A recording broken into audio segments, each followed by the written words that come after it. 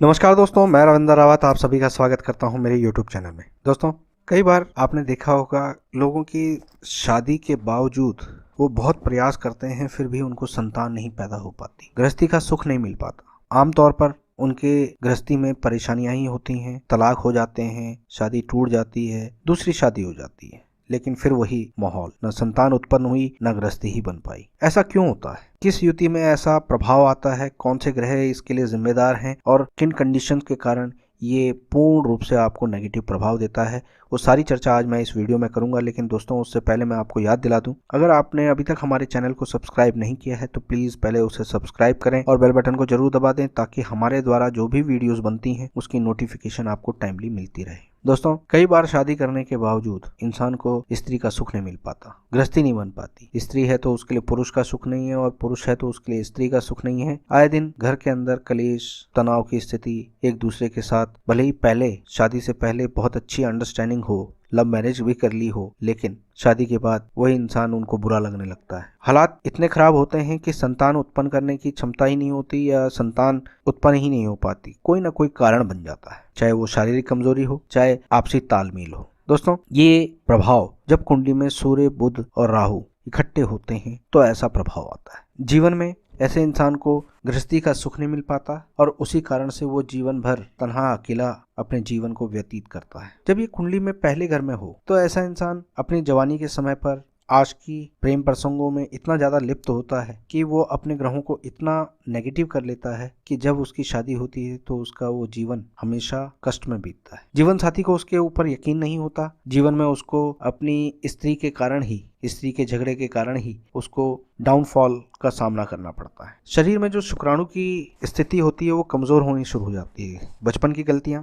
जवानी की गलतियां उसे संतान पैदा करने की क्षमता कमजोर कर देता है। वो हमेशा अपनी स्त्री पर दोष मढ़ता है, लेकिन कारण वो खुद होता है। जब कुंडली के सेकंड हाउस में ये योग हो तो ऐसे इंसान की नजरें भोग के अलावा कुछ नहीं देख पाती। ऐसा इंसान अगर अपने चरित्र को ठीक नहीं रखता है, आशिकी या इश्क के चक्कर में वो ज्यादा पड़ जाता है, तो उसके कारण अपना पूरा कुंभा उसका खराब हो जाता है। अपने बड़े बुजुर्गों, अपने परिवार वालों के साथ उसके संबंध खराब हो जाते हैं। शादी पहले होती नहीं और होती है तो उसके बाद ससुराल वालों के साथ संबंध इतने खराब हो जाते हैं कि वो अपने घर को छोड़ के चला जाता है। ऐसी तक हालत हो जाती है। लेकिन अगर वो अपने चरित्र को ठीक रखे तो यहाँ पर सब कुछ कंट्रोल रहता है। चिंगाड़ता हुआ हाथी कहा गया है, यानी ऐसा इंसान अपने जीवन साथी के साथ धोखा करता है, लेकिन हमेशा दोष उसी पे मढ़ता है। अपनी गलतियों को छुपाने के लिए या अपनी गलतियों का भी कारण वो अपने जीवन साथी पर मढ़ देता है। जब ये कुंडली के तीसरे घर में होता है तो ऐसे इंसान के जीवन साथी के स्वभाव में बहुत ज्यादा गर्मी होती है। उसकी अपनी अकल काम नहीं आती। जीवन साथी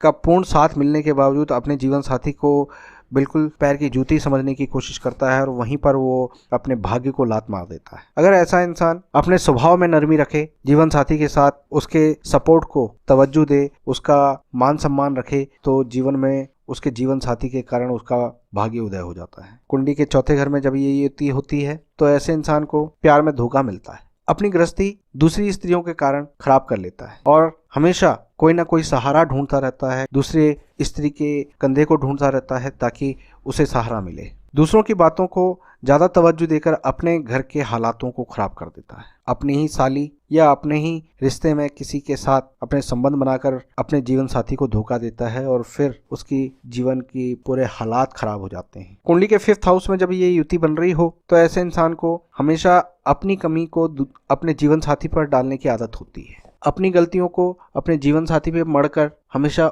उसको नीचा दिखाने की कोशिश करता है। मेडिकल प्रॉब्लम खुद में होती है लेकिन उसको छुपाने की कोशिश करता है और संतान उत्पन्न ना होने का ठीकरा अपने जीवन साथी पे डालकर अपने गृहस्थी को भी खराब कर लेते। जब यह कुंडली के छठे घर में युति बन रही हो तो ऐसे में स्त्री प्रेम, बाजारू स्त्री या छोटे लेवल की स्त्री जो आपके साथ कहीं मैच नहीं करती, आपके स्टेटस से कहीं मैच नहीं करती, उसके प्यार में ऐसा इंसान अपनी गृहस्थी को खराब कर लेता है। हमेशा अपनी स्त्री उसको शत्रु के रूप में लगती है। स्त्री की सेहत की खराबी का कारण वो हमेशा दूसरी जगह अपनी वासना को तृप्त करने की कोशिश करता है। जब कुंडली के सेवेंथ हाउस में हो तो ऐसे इंसान की शादियां भले ही वो कितनी भी कर ले लेकिन उसे संतान पैदा नहीं हो पाता। संतान के लिए तरसता है, गृहस्थी सुख उसका जीवन भर उजड़ा ही रहता है। ऐसा इंसान अपनी शारीरिक कमी के कारण हमेशा अपने जीवन साथी को ब्लेम करता रहता है। दूसरों में कमियां निकालता रहता है और अपनी गृहस्थी को बसने नहीं देता। कुंडली के 8वें घर में जब ये युति बन रही हो तो ऐसे इंसान के एक्स्ट्रा मैरिटल अफेयरों के कारण वो अपनी गृहस्थी और अपनी संतान को तरसता है।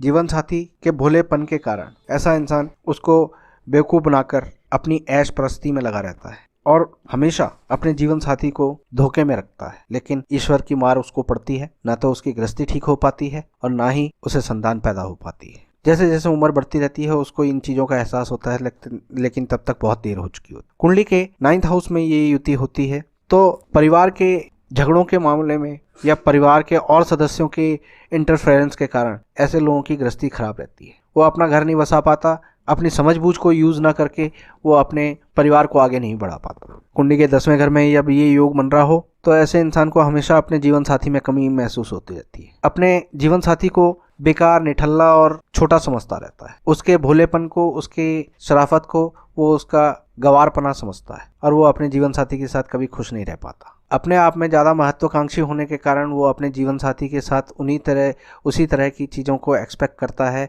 जो उसका जीवन साथी उसको नहीं देता या जो उसके जीवन साथी को पसंद नहीं आती हैं, और उसी कारण से वो अपनी गृहस्थी में हमेशा दुखी रहता है। कुंडली के 11वें घर में जब ये युति बन रही हो तो ऐसे इंसान के अपनी शारीरिक कमजोरियां बहुत होती हैं। जीवन साथी के शरीर में भी कमी होती है। अपने उसके रोग जीवन साथी को वो ट्रांसफ़र कर देता है, या यूँ कहें कि उसके शरीर से उसके जीवन साथी को बीमारियां लग जाती हैं। उसी कारण से उसकी गृहस्थी भी ढंग से नहीं बन पाती, दवाइयों के चक्रों में लगा रहता है और अपनी गलतियां उसे भारी पड़ जाती हैं। जीवन साथी का सपोर्ट भले ही हो, लेकिन उसे जिस चीज़ की कामना होती है, जिस संतान की कामना होती है, वही संतान उसे प्राप्त नहीं हो पाती। कुंडली के 12वें घर में जब ये युति बन रही हो तो ऐसा इंसान बहुत ज़्यादा लग्जरियस होने के कारण हाई लेवल या बहुत सुंदरता की तरफ अट्रैक्ट रहता है। नशा पत्ती, इंजॉयमेंट, इन्हीं चीज़ों में अपना समय बर्बाद करके अपने शुक्राणु खराब कर लेता है। जब संतान पैदा करने की बात आती है उस समय वो उसके लिए सक्षम नहीं रह पाता। अपनी जवानी की गलतियां उसे अपनी गृहस्थी में भुगतनी पड़ती हैं।